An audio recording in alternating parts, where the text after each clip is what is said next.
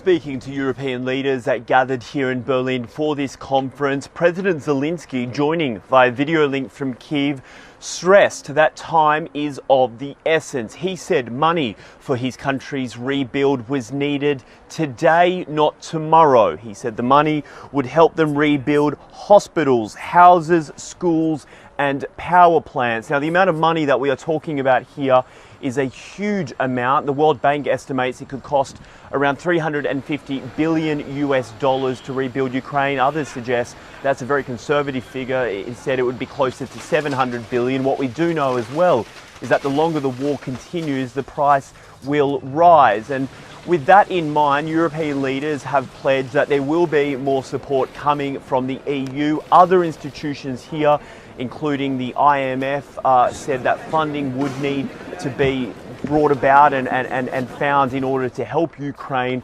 We know as well that there is some disappointment, if you like, from the Ukrainians that money hasn't come faster, particularly for the rebuild.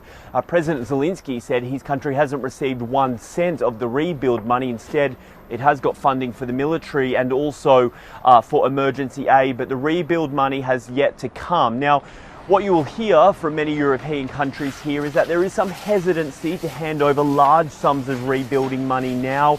That is because with the war still continuing to rage, there are questions around whether it's prudent to hand over taxpayer money to rebuild infrastructure that could well end up being destroyed again while the war is still active. Of course, all sides here really continuing to pursue the need for diplomacy and peace.